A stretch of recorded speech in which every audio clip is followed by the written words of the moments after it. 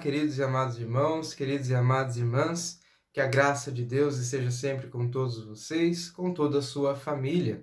Hoje, sexta-feira, dia 24, nós queremos meditar o Evangelho de Mateus, capítulo 13, versículos do 18 ao 23. Nessa 16ª semana do Tempo Comum, nessa sexta-feira, nós veremos novamente a parábola do semeador. E é muito interessante, queridos e amados irmãos, que essa parábola que nós conhecemos muito, né, porque nós sempre a escutamos, né, e é muito divulgada entre nós, porque ela é muito didática, de fato, né, para nós compreendermos aquilo que Deus quer nos passar. Porém, é interessante nós pensarmos que quando Jesus fala da semente, depois ele mesmo vai explicar que a semente é a palavra de Deus, né, isso fica claro para cada um de nós. Mas é interessante nós pensarmos o que é essa palavra de Deus.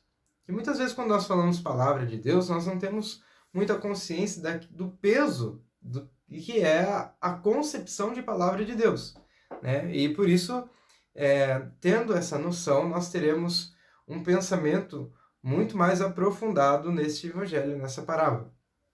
Quando nós falamos de palavra de Deus na Sagrada Escritura, nós pensamos muito mais do que algo escrito ou de algo falado ou uma mensagem dada por alguém. A palavra de Deus é o próprio Cristo. Quando nós olhamos no prólogo de João, no primeiro capítulo, ele vai dizer que o Verbo se fez carne e habitou entre nós. A palavra, né, o Verbo, ele se fez carne, é o próprio Cristo. Né? Ou seja, não é simplesmente palavra escrita, não é simplesmente palavra falada, mas é o próprio Cristo. Então, se a semente que cai no nosso coração, que é essa terra que Jesus vai comparar, né, é palavra de Deus, essa semente é o próprio Cristo inserido em nós. É o próprio Cristo inserido na nossa alma, na nossa vida, no nosso coração. Por isso vai fazer uma diferença muito grande quando nós pensamos nessa parábola. E o primeiro terreno que Jesus vai dizer, né, falar de modo bem breve, né, para que os vídeos não possam se alongar tanto, é a semente que cai na beira do caminho e facilmente é roubada pelo maligno.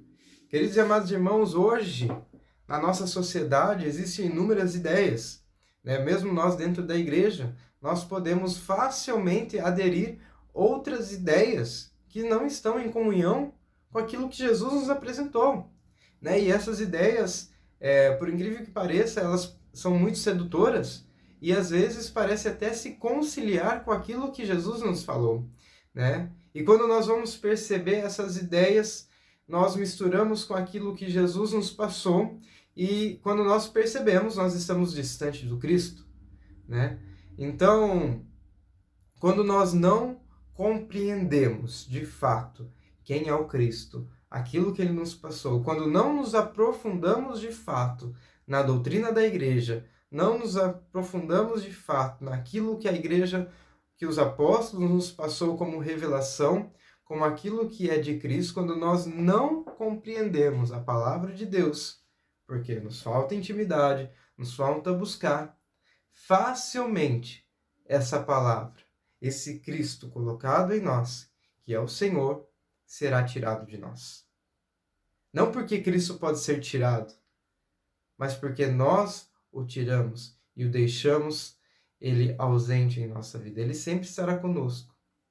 Ele sempre estará conosco.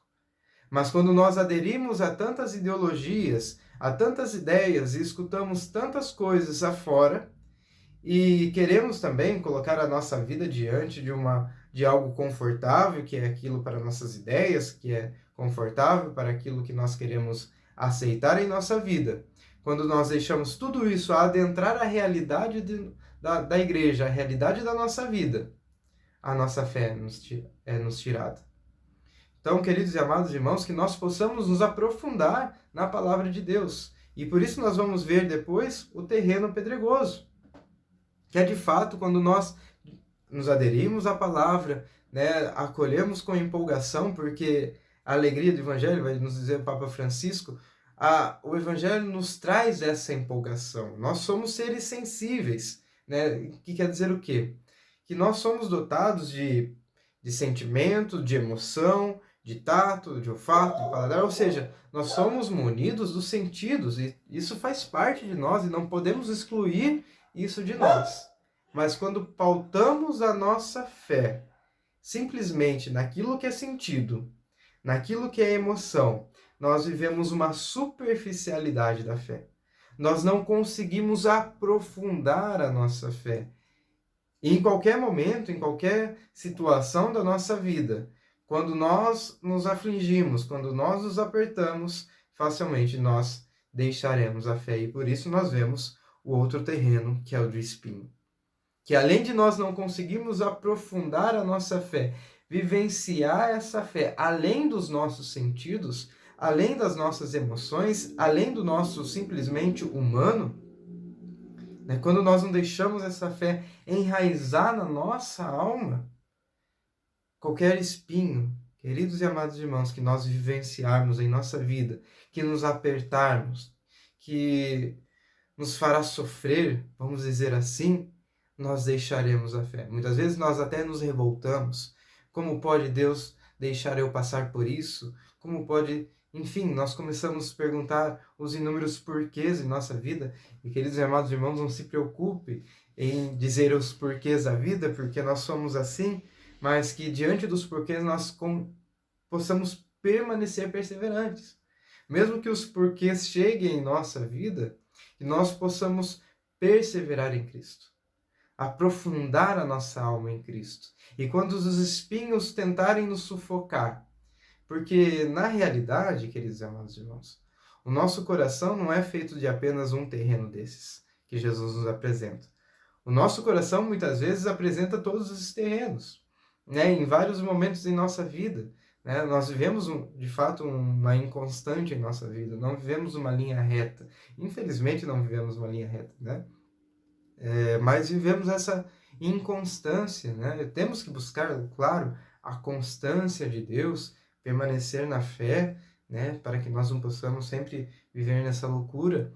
Mas nosso coração é assim, muitas vezes está nesse terreno que facilmente é levado embora a fé. Muitas vezes nós estamos em outro terreno que nós não conseguimos aprofundar em Deus, ou em um terreno que estamos tão corrido em nossa vida, estamos tão atarefados até mesmo das coisas de Deus, até mesmo das coisas pastorais, estamos tão atarefados que não vivenciamos, de fato, a graça de Deus. Por isso nós temos que buscar esse terreno bom, que Jesus vai dizer. Um coração sóbrio, um coração humilde.